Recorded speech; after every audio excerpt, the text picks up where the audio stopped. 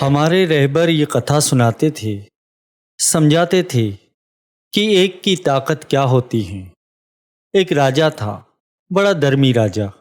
उसकी घरवाली भी बड़ी धर्मी थी और घर में कोई औलाद नहीं थी। काफी यज्ञ कराए, हवन कराए, जिसने भी जो जो कहा सब किया। उम्र होती जा रही पर गद्दी का वारिस कोई नहीं।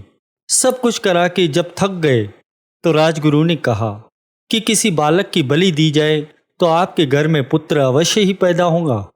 अब राजा धर्मी है, धर्मी क्रोधित हो उठा।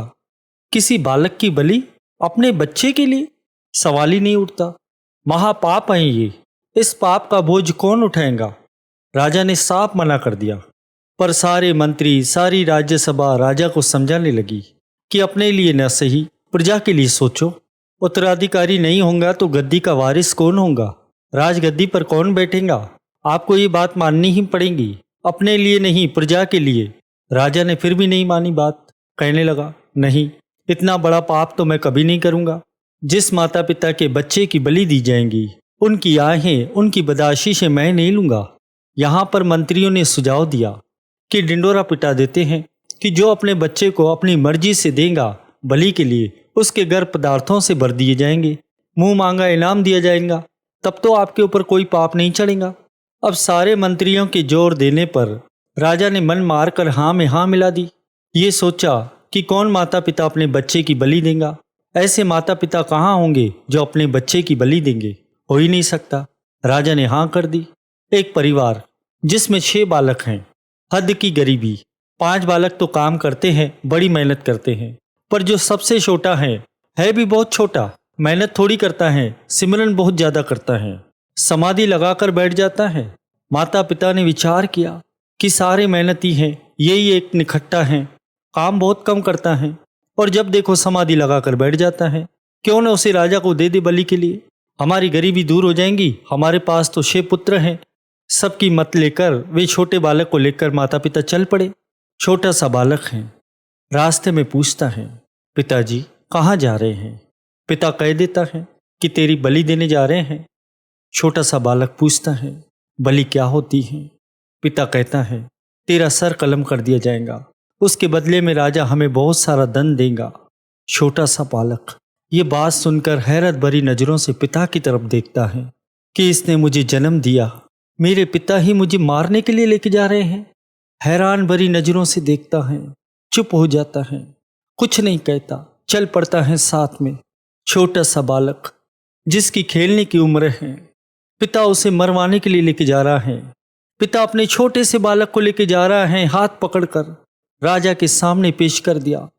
राजा ने इतने से मासूम बच्चे को देखा, इतना प्यारा बालक, इतना छोटा, खेलने की उम्र है इसकी। राजा का तो मन ही भर आया। आंखों में आंसू छुपाते हुए पूछा कि तेरे पिता तेरी मर्जी से लाए हैं ना तुझे यहाँ पर? तुझे पता है ना क्यों लाए हैं? पिता पुत्र को घूरता है और बालक कहता है, हाँ मुझे पता है, मुझे यहाँ क्यों लाए हैं। मैं अपनी मर्जी से ही यहाँ आया हूँ, मेरी बलि देने के लिए लाए हैं। राजा का तो मन हिल गया इतने छोटे से बालक के मुख से ये बात सुनकर। पर राजा क्या करे, सारे मंत्रियों का प्रेशर है उसके ऊपर कि राजा प्रजा के लिए तुझे ये काम करना ही पड़ेगा। मन मार के राजा चुप हो गया। तारीख तय हो जाती है, डिंडोरा पिटवा दिया जाता है कि सारी प्रजा इकट्ठी हो जाए एक जगह पर, बालक की बलि दी जाएंगी। यह घटना केवल उस बालक की नहीं है, ऐसा समय हर एक के जीवन में आता है जब कोई भी साथ में खड़ा नहीं रहता। जरूर आता है ऐसा समय, न रिश्तेदार न कोई सगा, कहने का भाव कि वह चाहकर भी आपके काम नहीं आ सकते। ऐसी ऐसी मुसीबतें, ऐसे ऐसे दुख हैं, घर वाले, रिश्तेदार, मित्र चाहकर भी आपके काम नहीं आ सकते। उस वक्त काम आएगा तो वह एक ही है। इसीलिए अपने मन को समझाया करो कि अगर अपने हृदय में बसाना है तो उस एक को बसाओ, प्रेम करना है तो उस एक से करो, क्योंकि हृदय में बैठने की जगह केवल एक ही है। अगर हृदय में किसी और को बिठा दिया तो वह मालिक तो बैठ ही नहीं सकता, फिर पछताना पड़ेगा। ऐसी ठोकर मारेगा किसी और को बिठाया होगा तो, मालिक के अलावा। फिर इंसान कहता है कि मैंने बहुत बड़ी भूल की तुझसे प्रेम करके, इसलिए फर्ज निभाओ, किसी के मोह में मत पड़ो। और ये बातों से नहीं होगा, इन चीज़ों से वही बच सकता है जिसके अंदर शब्द का जाप हो, सारी प्रजा इकट्ठी हो गई। तारीख आ गई, कसाई भी आ गया बलि देने वाला। हाथ में उसके तलवार है। छोटा सा बालक भी खड़ा है। राजा की आंखों में आंसू है। इधर रानी भी घबराई हुई, क्या करने जा रहे हैं, पर कोई चारा नहीं चल रहा किसी का। आखिर में जब समा होता है तो राजा कहता है बालक से कि बेटा, तेरी कोई आखिरी ख्वाहिश है तो बता। वह बालक जो उदास खड़ा है कहने लगा कि हाँ, मैं थोड़ी देर खेलना चाहता हूँ। राजा कहने लगा ठीक है, खेल लो बेटा। वह बालक क्या करता है, मिट्टी इकट्ठी करता है जो वहाँ पर पड़ी रहती है। बच्चे खेलते हैं ना अक्सर मिट्टी से। काफ़ी मिट्टी इकट्ठी करके 4 डेरियाँ बनाता है मिट्टी के, और फिर एक डेरी के पास खड़ा होकर कुछ बोलता है और बोलने के बाद उसे लात मार देता है। दूसरी डेरी के पास खड़ा होकर उससे भी कुछ बातें करता है और बात करने के बाद उसे भी लात मार देता है। तीसरी के पास खड़ा होकर उसे भी लात मार देता है। चौथी के पास खड़ा होता है, घुटनों के बल गिर पड़ता है, कुछ बोलता है उसे भी, पर लात नहीं मारता। वो बालक तीनों डेरियों को लात मार देता है, पर चौथी डेरी के आगे घुटने टेक देता है। कुछ बोलता है पर लात नहीं मारता। सारी प्रजा, सारे मंत्री, राजा भी यह दृश्य देख रहा है। हैरान हो रहे हैं कि यह क्या कर रहा है, यह कौन सा खेल है, यह खेल तो हमने कभी नहीं देखा। अब थोड़ी देर बाद वह बालक उठता है, राजा को कहता है कि राजा, मैंने अपना खेल खेल लिया है, अब तुम अपना काम करो, मेरी बलि दे दो। राजा, जिसकी आंखों में आंसू हैं, घबराया हुआ भी है, पूछता है मुझे एक बात तो बता, यह कौन सा खेल है? 3 डेरियों को तूने लात मार दी, चौथी को नहीं गिराया। वह बालक कहने लगा राजन, आपको क्या लेना मेरे खेल से, आप अपना काम करो, बलि का समय निकल रहा है, मेरी बलि दो।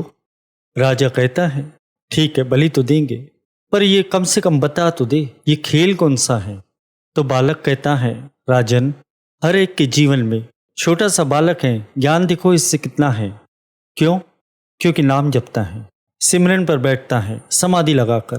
निकट्टू कहते थे उसे, घर वालों ने उसे बेचना ही सही समझा। वो ज्ञानी बालक कहता है हर एक इंसान के जीवन में आश्रय होते हैं।